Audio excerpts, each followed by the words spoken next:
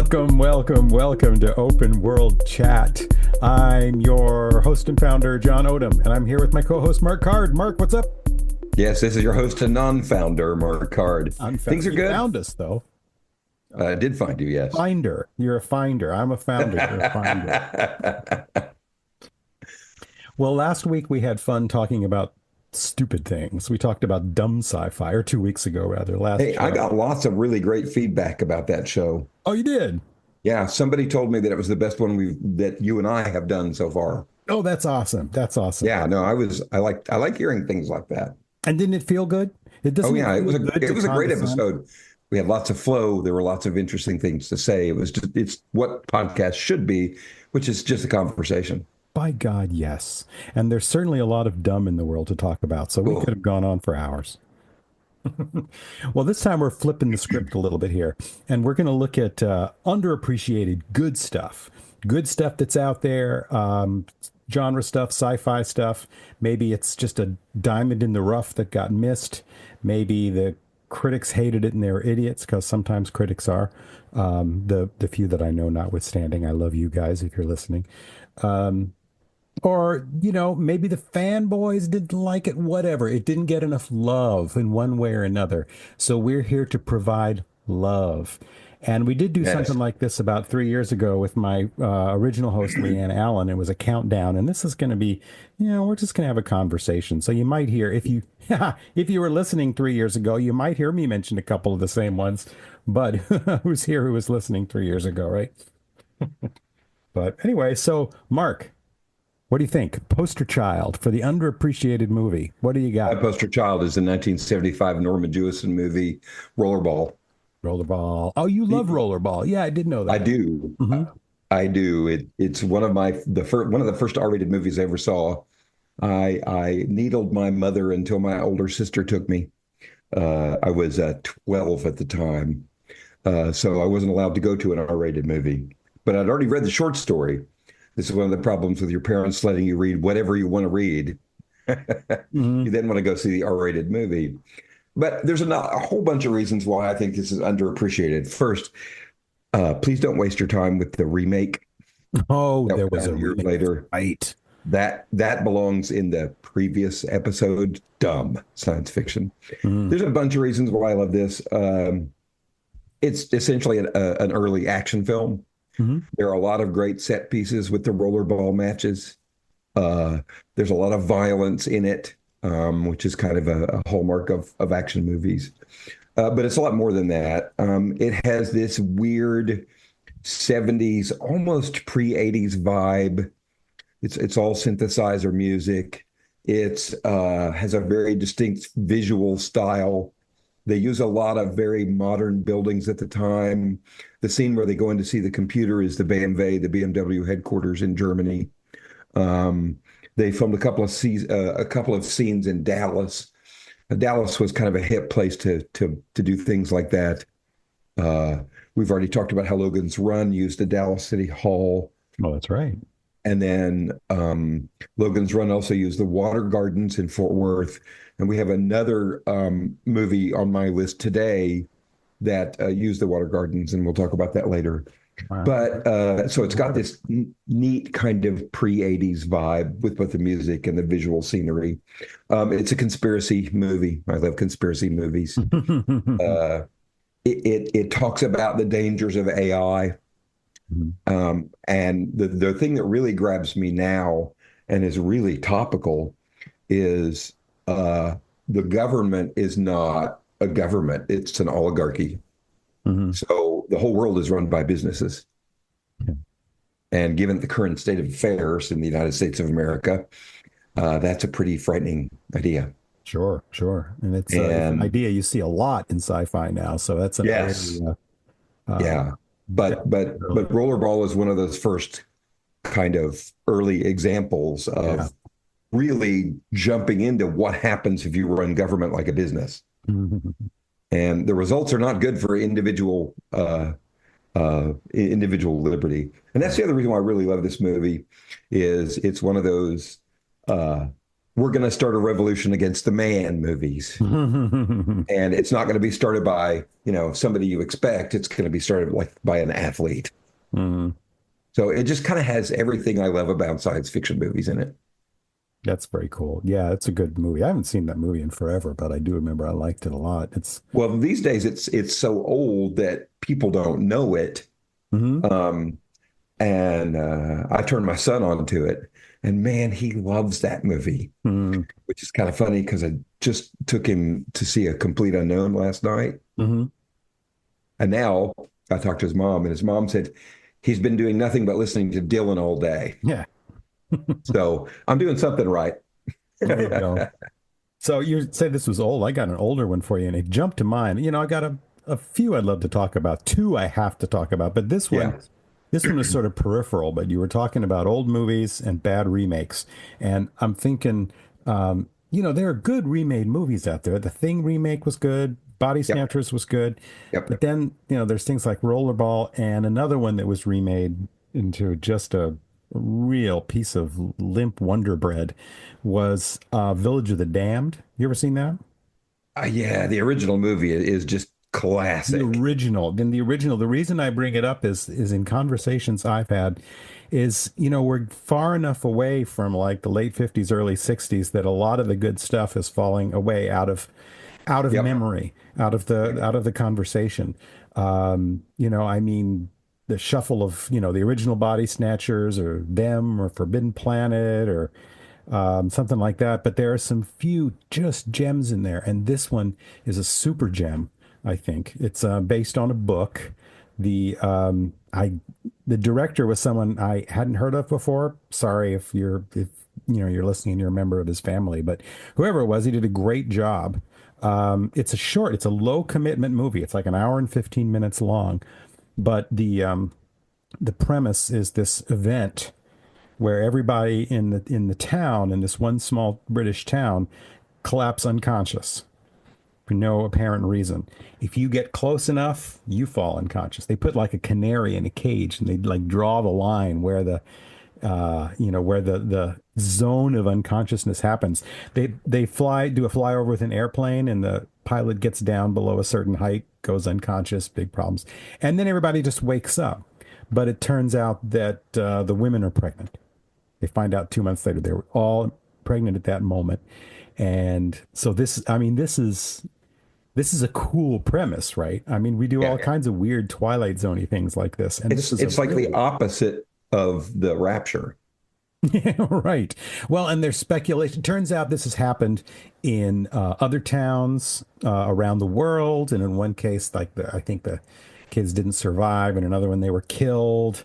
Um, and these kids, they grow up, they're very precocious, and they act sort of like one unit, and they have these evil glowing eyes, and they turn out to be pretty malevolent. And I've probably already given away too much of the movie, but it's a gem. It really Yeah, is. no, it's a great movie. And I may go, since it's so short, such a low commitment. After this, I may go watch it again. I would not. This is interesting. So I found this out. There are a lot of these movies which are on YouTube, commercial free. Yeah, there are. They have a lot more movies than I thought. Like I've seen Rollerball. Hmm. Now I don't know if it's still there, but I saw Rollerball on YouTube. I saw Colossus: The Forbidden Project on YouTube. That's where I started watching it. I need to finish it. Yep. So you might check this out because it may be there. Hmm. Yep. So what else you got? Something that really just let's go for one that pisses you off that it wasn't true. Outland. Outland. Right, Do I you know the forgot about movie? that movie. That was a good movie. Sean Connery. Outland it is essentially a remake. You're talking about remakes. It's a remake of High Noon. Yeah, I'll have to go watch it again with that in mind. I haven't seen it since I They was a kid. they even have a digital clock that they keep referring to, just like in the old Gary Cooper movie, except it's not digital in that movie. So the premise here is that uh, it's a mining colony, I think, off Jupiter and on an asteroid or one of the I think moons. it's on one of the moons, isn't it? It is on one of the moons, and Or Saturn. Sean Connery plays the new sheriff in town. Hmm. And it turns out that there's some bad stuff going on. and Sean Connery is brought in to clean it up. And so everything is slowly ramping up toward this massive gunfight at the end.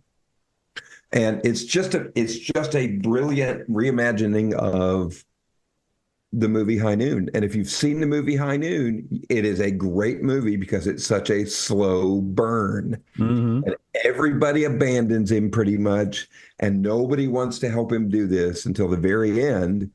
And I don't think I'm really spoiling High Noon here, but it translates really well because instead of the West, it's a mining colony out in space. So these are what I like to call horse operas in space.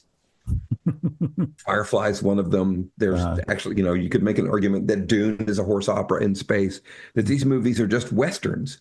mhm. And so you know how I am about crossing genres, Oh about yeah. genre hybrids. I love those. And Outland is just a perfect example of it. I forget who plays the heavy in that movie, but Sean Connery is just terrific as this guy who's the voice of moral outrage and how nobody wants anything to do with him until they realize at the end this is it. This is the only thing you can do. This is your only course of action. It's Mhm. just a really great movie. It translates well to a science fiction kind of atmosphere. You have the isolation that you have in the original Western. I just love this movie, and most people haven't seen it. It was kind of a sleeper. I'll tell you what the problem is. It came out, I think, about the same time as Blade Runner, and Ah, and even though Blade Runner was kind of a it not a didn't do commercial well, but it success. sucked all the air out of it, probably Yeah, out of it the really movie. sucked all the air out of it. Yeah. But a friend of mine, uh, God rest his soul, he was a classics major, uh, and so he was kind of really attracted to this kind of morality play in film, and he went and saw it, and he said his name was Jim Wiley, and he said, "Go see this movie; it's great." And he was absolutely right. So Mhm. if you haven't seen Outland, I doubt it's streaming anywhere. I know I looked a few years ago, but I didn't have it. Might be on Prime. But it's a Sean Connery movie, so I suspect it's available somewhere. Yeah, it's not well, I guess it has it is one of those things that's being lost in antiquity. So I was going to say it's not a, it's not an obscure movie, but I guess after a few decades it kind of is, isn't it? Yeah, it's been 42 years, but if you like this kind of horse opera in space, this kind of everything is going, very slowly toward a violent and sudden conclusion, Mhm. this is your movie. This is a great movie. Well, one I want to throw out there that would have been number one or two on my list from 3 years ago if I would have thought of it. So I've always wanted to have a chance to remedy that error and bring it up. And here we are. And that's 1995 Strange Days. You ever seen Strange Days? I did. I saw it once, Hmm. Hmm. and I'm a little bit ADHD, so I don't think I remember very much about it. Oh, it was absolutely fantastic. It was produced by Cameron, and Catherine Bigelow was the director, and she had a pretty, up and down career until she hit Hurt Locker. And Hurt Locker was just, she got a lot of attention. She got herself, One of my favorite movies of all time. yeah, she knocked it out of the park. Well, Strange Days was a complete bomb. It had a pretty high price tag for the time, and nobody went out to see it. Uh, And it's a shame because you have Rafe Fiennes, who's a dealer of memories. right.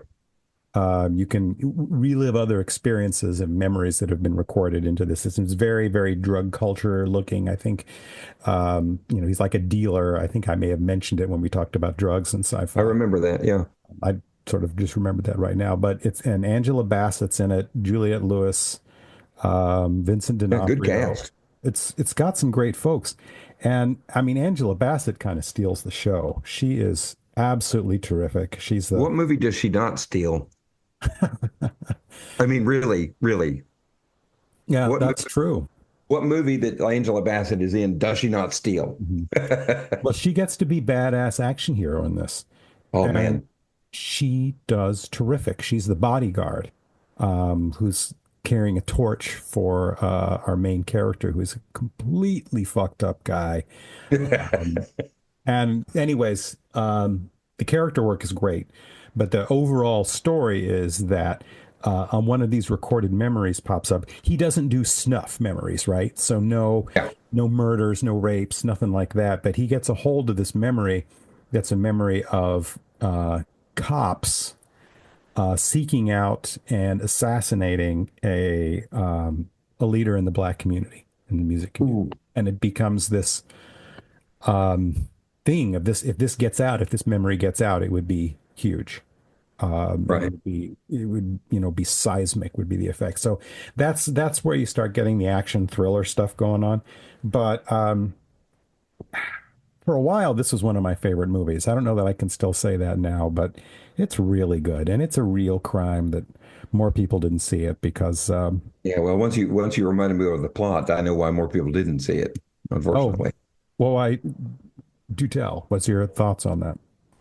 Well, my thoughts on that are it involves something that everybody knows is going on, but nobody really wants to talk about it. No, yeah, sure, exactly. I mean, and you want to make it more realistic. It's not just cops. Hmm. It's cops and lawyers and judges, and they're all working in concert to make sure nothing gets done about this. Yeah, And I and mean, a lot of this was really part of the conversation in the '90s. So yeah, and it should be a lot more of the conversation now. yeah, And yeah. so, yeah, no, I understand why people didn't want to go see it. It Mhm. made them uncomfortable about reality, and Yeah. but people basically tried to escape reality with the movies mostly. Yeah. Yeah. No, that's true. No, All right, let's see, what direction do I want to go next? there's Oh, some let's talk about one I wish we had talked about when we did drug culture and science fiction. Mhm. Altered States. Altered States.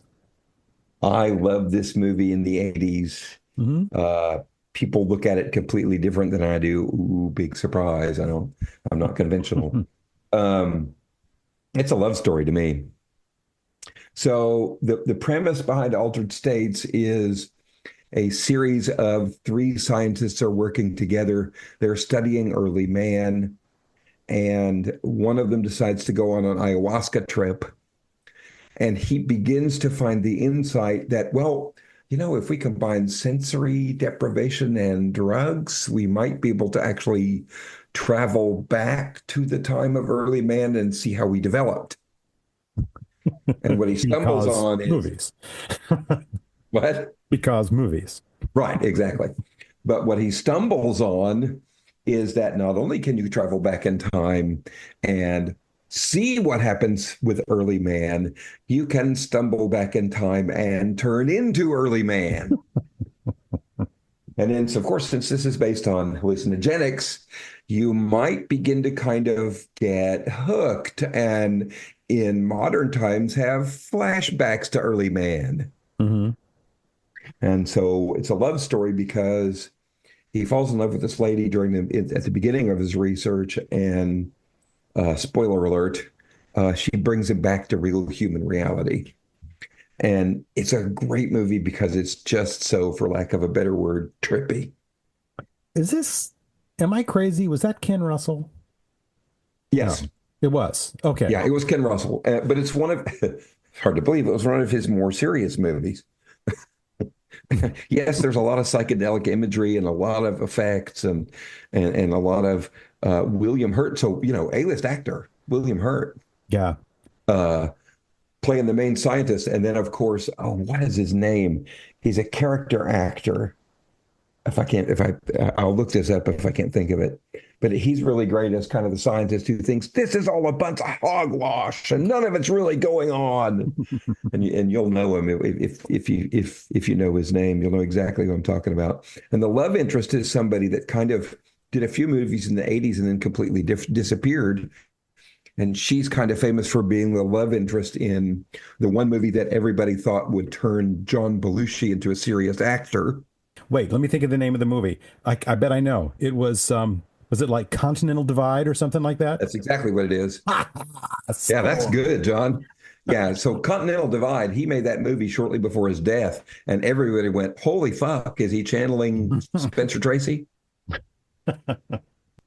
But anyway, so she plays the love interest, and she's just kind of magnetic in this movie. Hmm. But it's a really different science fiction movie. The visuals are just crazy because it's a Ken Russell movie, Tommy and the lair of the white worm, Right. and Which is a little uh, bit of an underappreciated.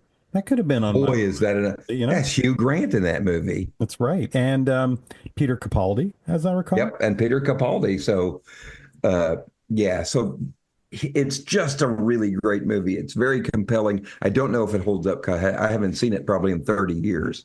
Oh, me neither. I haven't. I mean, when it came out, it was definitely a lot of talk around it. It got some love, but it's another one of these movies that, find someone who remembers it now. Well, it's the movies that the people our age that if we didn't see them in the theater, you saw them 10 times on cable. Right, that's true. And there were a lot of movies that I got to see because of cable. And Hmm. kids now can't do that because you have to be part of 14 streaming services. Yeah. Since we're still haven't really gotten out. Well, no, Strange Days is 90s, but in general, we're living back in the 70s here a little bit. I'm going to throw out one more 70s thing out there, and it's TV. You're going to agree with me on this, but Space 1999. Oh yeah, yeah, yeah, yeah. Yeah. Yeah, that's a really good movie. And TV series, sorry. a TV series, TV show, yeah. And it's influential down the line too. Yeah. Especially when you talk about visual, Hmm. aesthetic. It's really I love that show. That was a great show. Yeah, it was two seasons. Um, the first season I would say was a little more hard sci-fi, Yeah, when they had their uh, science. Oh, what was his name? Victor Bergman, I think, was the name of the scientist. And they yeah, dropped him as a character in the second season, brought in this alien shapeshifter, Maya, with the dotted yeah, eyebrows. And then yeah, the show's it got a little more action oriented, with her along. I love Maya. When I was a kid, I had a big crush on her. Um, I do think that first season is better as sci-fi though, and it hinted to some overarching storylines that yeah. may or may not be out there. But still, it was a great show, very influential for something like Battlestar Galactica as an Oh yeah. example. And yeah, it was terrific. And it was Jerry and Sylvia Anderson. I knew the names were familiar, and I looked it up, and it's Thunderbirds, all those marionette. Yeah, no, yeah, no. In fact, I was just thinking about that. I knew there was some connection to the Thunderbirds, but I couldn't remember what it was. But if you look at the effects, that becomes immediately apparent. Hmm. It's true. But anyway, Yeah. Martin Landau, Barbara Bain. There were two American leads in this British show, but um, if you haven't checked it, and it's the geeks know it, the hardcore geeks know it, Oh yeah, they do. but the younger ones are starting to lose it. It's drifting off, and it breaks my heart to see it drift off like that. So I wanted to mention it. Well, just consider us Homer or Virgil. All right. Let's talk about a fun movie that I think is really underappreciated. And it's got some very serious adult issues going on, but I love this movie. And you may not even know it. It's called Colossal. I adore Colossal with Anne Hathaway. Anne Hathaway and Jason Sudeikis. You know what's funny that you mentioned that movie? I wasn't going to bring it up, but 3 years ago on my list of top 10 underappreciated, it was right there. I love that Yeah. movie. I'm so glad If you you mentioned it. haven't seen this movie, find it, whatever it takes, today. Um, Anne Heche is drunk. Hathaway. Not Anne Heche, Anne Hathaway. Anne Hathaway's a drunk, and she has to come home because I guess, she and her husband have broken up. And she basically falls into a crowd with Jason Sudeikis, who's a drunk. Hmm. And so they're drunk together for a while, but she suddenly comes to the realization that every time she goes to this one specific place in town, a kaiju attacks Korea. And for a long while, you don't really figure out what the heck is going on, and you don't realize that they are related. And then we find out that Well, one day she's in this park by herself, and Jason Sudeikis wonders where the heck she is, and he shows up, and they have a big fight. And now in Korea has two kaijus fighting with each other, Mhm. and so it's a really great metaphor for what happens to you when you're drunk and when you It's have a problem. also, I mean, it's got the alcoholism component, but it's also, I think, an even stronger metaphor for abusive relationships. Oh yeah, and you didn't let me Um, get there yet. yeah. And it's yeah, it's a great watch. I would recommend that movie to almost anybody. It's just this really great movie that hits you out of nowhere. This is a twist that not even M. Night Shyamalan could pull off Hmm. when you figure out that these people are actually kaiju when they're drunk and abusive with each other. Hmm. But I can't say enough good things about this movie. It's just really uh, mesmerizing to watch because it to me it was a bit like the movie Unbreakable. Hmm. Did you see Unbreakable in the theater? Oh yeah. Yeah. Well, I went and saw it with my brother, and we were just bang your head on the wall bored, really bored until the weightlifting scene. Oh yeah. That's a good, and you keep And literally banging on the weights. after we watched the movie, he was walking out with my brother, and I said, I don't know about you, but I was ready to leave before that weightlifting season. He's like, yeah, I was half a second away from going, let's get out of here. This is terrible. Hmm. This has kind of that impact Yeah. when you find out what the deal is. Not the biggest fan of that movie. I think it was a little overhyped. I used to make fun of, or not make fun of, but talk a lot about movies that were really great all through it, and then they'd let you down with the ending. And I always feel like Unbreakable is the only movie I can think of that's the opposite of that, where I felt sort of let down the whole movie and I was bored, and then the ending was great. Yeah. So I have this tendency not to read about movies before I go see them. Hmm. And so I was still a little bit, on the fence about the movie, even though it had this big twist at the end, Hmm. until I read what the whole purpose of the movie was. Make a buck. He wrote this movie to try and make it realistic that someone could turn into a superhero in real life. Oh yeah, yeah, for sure. Yeah, I So think he that said, shines what through. we want to do is make this like the comics, but make people believe that this could really happen. Hmm. Hmm. And I think he succeeded in an incredible way in that movie. Yeah, yeah. No, I think looking back on it, I look back on it more favorably than I did at the time. So for sure. Yeah. All right, it's your turn. Oh, my turn. All right. Let's see here. Well, you know what I have is I realized, we brought up Space 1999. I'm looking at the list I brainstormed before we came on, and they're all TV series. Oh, that's okay. There's nothing wrong with that. So one I'll mention, I don't go into too much detail over it. I think it God, and I should have, and that's because I don't remember it well enough, but I want to give it a shout out, was Counterpart from I don't know it. Counterpart was, oh, when was that? It was J.K. Simmons, right? Okay. Who can do anything. He's one of my favorite actors. Um, Oh it's a, yeah. yeah, it's a parallel universe story. Let me see, when was it? I should have been prepared. Wait a minute. I think I've heard about this. It was, yeah, it was on Stars. Remember Stars? Or maybe Uh-huh. Stars still exists. It I'm not does. even sure. But it was, I guess it was two seasons. It was 2017 or 2016, I think.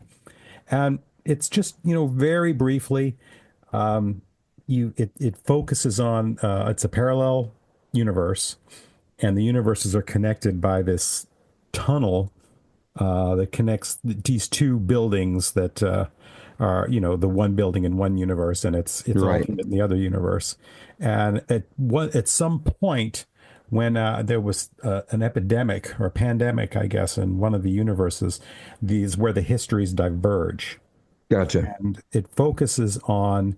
Um, there's a lot of back and forth because the side that didn't get sick is accused by the side that did get sick of somehow, Causing starting it. it. There's a lot of intrigue, and you've got J.K. Simmons' character, who's kind of when we meet him, he's kind of this sort of nebbish guy, but his alternate is this sort of badass secret agenty kind of guy, who's The and enemy within. yeah, and they a lot of the question of the movie. I mean, there's a lot of plot to it. It's very plot Sure. heavy, so it's not just an examination of these characters, but still, the character dynamic is the most interesting thing at the middle. And it's like, at what point, how did this person become that person?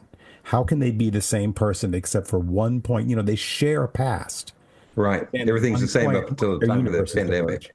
Great show. Anyways, great show. I'll have to edit out some of my babble there because I should have been prepared to talk about it. But anyway, wanted to throw that out there. You got any TV, or you land with movies? I think I'm the I TV have guy. a TV movie, Oh, there you go. which we're going to talk about next, but it's based on a book. Okay. Are you familiar with the book, the Ursula K. Le Guin book, The Lathe of Heaven? I'm aware of it. I am not familiar with it. This week, John, read this book. I'll try. I'm not kidding. This week. This week, read this book. Right Uh, now, stop what you're doing and read the book. exactly. Nothing else is more important. So here's the setup, and I don't want to talk too much about the movie, about the plot, because I really don't want to spoil this. You need to read this book. Everybody needs to read it. The movie was put out by a public TV station, one of the bigger ones, WGBH, or one of the big public TV stations. And the premise is there's a guy who's been an insomniac for months, Hmm. and he goes to the psychiatrist and says, "I can't go to sleep, doc." And psychiatrist like, "Well, what's the problem?" He said, "Every time I dream, I change reality." Hmm. So this is not your nightmares come true. This is your nightmares change the fabric of reality. Hmm. That's cool. It's amazing. And so what happens in general? Well, you would expect medical professional doctor, psychiatrist guy would try to stay detached, wouldn't try to harness this power for his own good, wouldn't try to change the state of the world, but just try to help this guy solve his insomnia. Nope, not what happens. But the book, the TV, I mean, the movie, it's all so good. And there are some really huge things that happen to reality in this show that, of course, bring up all kinds of different questions. But the thing is, how on earth did a well-funded public TV station supply the visual effects to basically, make this thing be real? It's Mhm. so good. And I couldn't even tell you who's in the movie. Uh, and I read the book because my girlfriend at the time, I was 17, and my girlfriend at the time said, "Oh my God, this book will change your life." And she was right. Wow. It's really kind of a seminal piece in science fiction. It's one of my favorite books of all time, and I've read way too many books. Um, uh, but it just asks so many questions about what the fabric of reality is, Mhm. what small changes to the fabric of reality would have massive consequences. It has to do with the relationship between doctors and patients. Mhm. It has to do with the relationship between, there's this whole historical debate about is history shaped by social forces which individuals have no control over, or is it shaped by great men, great actors in society? Right. So it deals a lot with that. It's a very philosophical movie, but there's enough going on to keep your constant attention. Mhm. Cool. And so it's Oh, just gotta read the book. Gotta read the book. it's yeah, read the book, but see the movie. If you don't want to read the book, see the movie. You Yeah. got to do one of those two things. And the other draw to it was they filmed part of it in Fort Worth, where I live. There's a very famous piece of outdoor sculpture. It's basically just a giant set of fountains Mhm. that cover half a city block called the Water Gardens, the Fort Worth Water Gardens. And it's been used in lots of movies. It was used in Logan's Run. uh, it's when they get out to Sanctuary, in order to dive in, I mean, in order to get back to the city, they dive in through the main pool of the water gardens. Mhm. So anyway, it's just something that is gonna fall away to antiquity, but it shouldn't. It really, really should not. Mhm. And in fact, you know, never mind. I'll talk to you about this later. I think I've got a good topic Oh, for another episode. So we'll do heard it that later. here, folks. Topics. Um, They're percolating. all right, that's my latest one. So we kind of bridge the gap between TVs and books and movies with that one. Well, then I'll go a completely different direction, about as far away as you can go from seminal science fiction books, and I'm going to take us into another area. This is going to be firmly in me land. I know this is not your kind of thing, but I think that the Nickelodeon animated series, The Legend of Korra, the sequel to the Avatar: The Last Airbender, is one of the most criminally underappreciated fantasy anything. It's just now I won't spend too much time on it because otherwise I'll just geek out for an hour talking about Avatar. I'm always telling people I think you've got all these fantasy TV series is floating around now. Wheel of Time, Lord of the Rings, Buddy Buddy Buddy. I still say that Avatar: The Last Airbender is the best fantasy television series ever made. I Wow, absolutely. that's sad. That Oh, would be controversial. That's a I know there are controversial. others who would agree with me, but the sequel series was The Legend of Korra, and just the quick and dirty version here. It's a fantasy world where you have benders who are people who can manipulate the elements, and you have one avatar every generation, or you have one avatar at a time. It's like the Dalai Lama, or something. They get reincarnated. Or the Slayer. Right, right. That's a much better comparison. That has the ability, once trained properly, has the ability to bend all the four elements, Right. and is then someone who's put in a position of being a force of balance and a peacemaker and all this kind of stuff. Not a religious character at all, but it's an interesting culture that they've created that's built around that.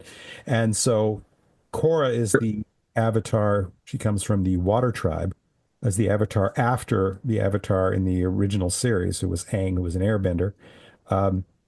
And she just, they've moved forward 20, 30 years, or probably more than that.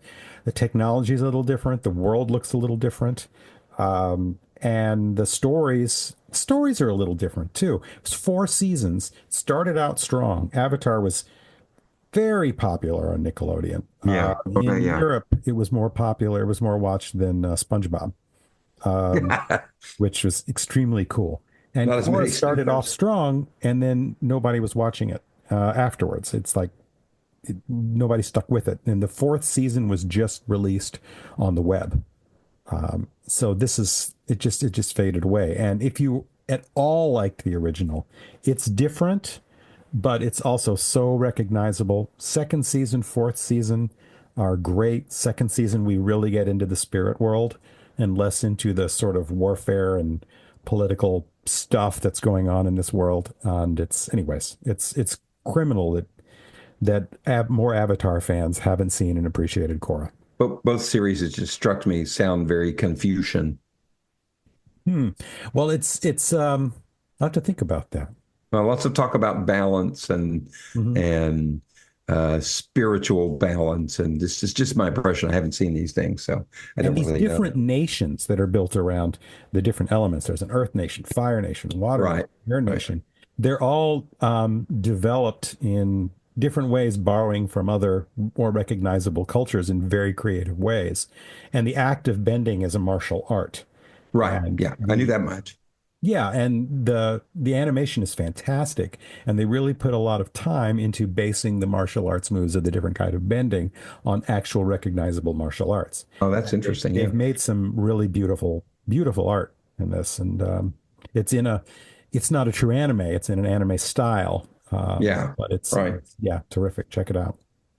Okay, I'm going to finish strong here. Um, it's a movie that really is great. I love it.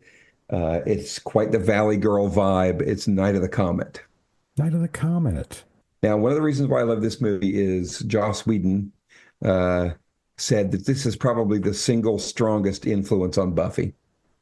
Oh, no kidding. It's two cheerleader types who out on dates and they see this horrible comet Hmm. and they wake up the next day and pretty much everybody's dead or a zombie. Hmm. And it's how these two girls survive. And, it's affected so many movies since then. It's affected Zombieland, uh, where you have this coalition of people who normally necessarily wouldn't be linked up together. You see that in some of Buffy when Cordelia joins, in season 2, she becomes the love interest for Xander and she joins the Scoobies. Uh, but there's this whole Valley Girl badass vibe Hmm. where you have girls that normally wouldn't be this kind of action hero at all. The visual effects are great. It's just this late, it's the kind of thing that would only be made in the late 80s. And I Hmm. want to say this is 88 or 89.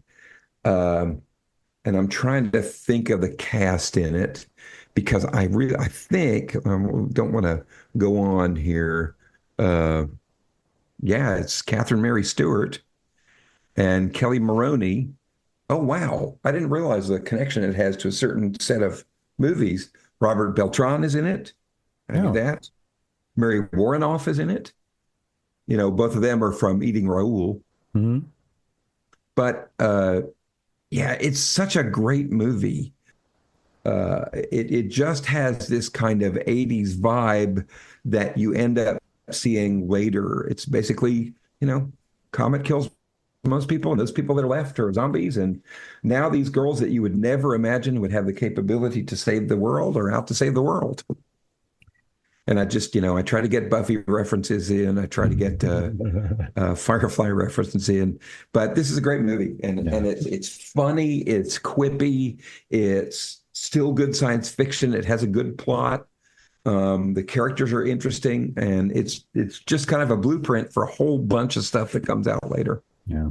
You made me think of a criminally overlooked movie from '85, which is another one of these last people on Earth, last person on Earth movies, which is it's a trope I never get tired of. Honestly, when it's done right, it's very cool.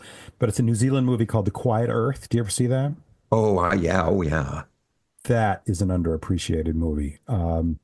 That's one of my favorite sci-fi movies ever made. You know where I first heard about that movie? The I think it was after Gene Siskel died, but it was on that, the replacement for that show Oh, huh? with Roger Ebert and I forget the other guy's name. Hmm. Uh, yeah, so that's where I heard about it. Yeah. And that was the great part about that show back before the internet, back before anybody had any kind of access to the internet. In '85, I was using the internet for email, but most people didn't have access to it. And that was the best part about that show. You could find these really unusual movies that they got to see because they were professional movie reviewers. Yeah, no, I know that movie. Yeah, That that's that great. that would have been a great one to bring up here. What a And brilliant, brilliant performance by Bruno Lawrence, who just carries the whole movie on his shoulders, and yeah, it could be he could be heartbreaking in that movie. well, it reminds me a lot of the movie Solaris or Moon Moon, yeah, because Solaris. it's I still because haven't it's seen. it's just one person in this, you know, solitude. Yeah, Moon is one of my favorite sci-fi Yeah. movies for sure, for Well, sure. and it it has the Well, you there were know a million other things I wanted to mention, but I know we're wrapping up here, so I'm going to just do a quick shout out to the TV series Caprica, which followed Battlestar Galactica, lasted one season. I mean, the second Battlestar Galactica, which was a prequel. Great series, but I tried to watch that. it was good. It was good. Only it did not take. It lasted one season, but I thought it was It's interesting. it was moving a little bit slow for me. It was kind of slow, but anyways, it worked for me anyway. Well, no, Um, that's good. That's good. But the last one that I'm going to mention, which is it's speaking of things criminally overlooked, I criminally overlooked this 3 years ago when I created my top 10 list. And that's it's just a movie that brings me to tears to even mention the name. And that's The Iron Giant, Oh, the, good Lord. the animated movie. You see that? Yeah. Oh Yes. my God. It's a Brad Bird movie. So Brad Uh-huh. Bird was just, and it doesn't have, some of his stuff can occasionally have some of that annoying Ayn Rand stuff that he's into. Yes. None of that shows up in this. It's really nice. It's uh voice cast is Jennifer Aniston, Harry Connick Yep. Jr., Vin Diesel is the Iron Giant.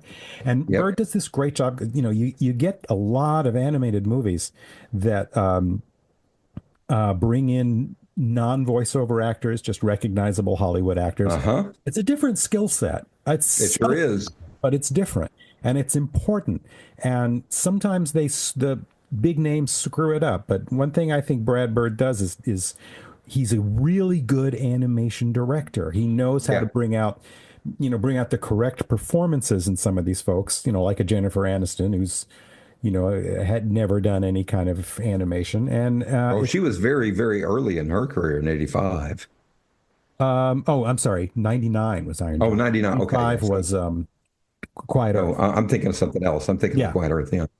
No, but it's terrific. It's the story of this giant, very clunky 50s style space robot that shows up and befriends this kid. It sounds sort of trite.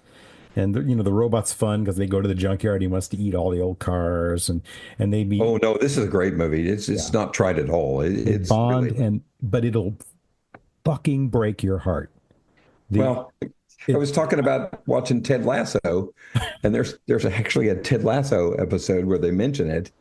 He's trying to bring the team together. So on Saturday nights he does movie nights, and they're watching the Iron Giant, and he says to one of his coaches, he said, "Yeah, I'm going to go do this, but I'll be back in about 47 minutes." And he says, "Well, why are you coming back then?" He said, "Because you're going to have a whole room of grown men crying." And it's true. It's it all is true. true. And his assistant coach throws a box of Kleenex on the desk and goes, "Yep, and I'm one of them." Here's what I love about that. There are some movie greats and some science fiction giants in this movie. Not meaning the pun, but movie greats. Cloris Leachman plays a character in this movie. That's right. That's right. She does. And when you want to talk about science fiction titans, Emmett Walsh. Yeah. He plays a sailor, and he's the first guy to see the giant. I remember that scene. Hmm. And so, what do we know Emmett Walsh from? What science fiction classic? You're going to test your What do you got for Blade me? Runner. Which one? I'm sorry. Blade Runner. Oh, Blade Runner. Oh, right. Yeah, he's definitely in that movie. Yeah. Wow. So no, he's been in a bunch of good movies. Yeah. All right, I think we've covered this topic pretty damn well, I think actually. we could go on forever. I'm really glad. Like I say, it was criminal. I left out Iron Giant before. It was a critical darling and an absolute bomb in the theaters. So, yeah. So check it out. Check all these others out. This has been fun. Yeah, it has. All right. We'll see you in a couple weeks with something. We'll figure something out. I'm sure it'll be We don't good. know what it'll be, and that's part of the best. That's the best part of this thing. All right. Take care, y'all. See ya. Bye.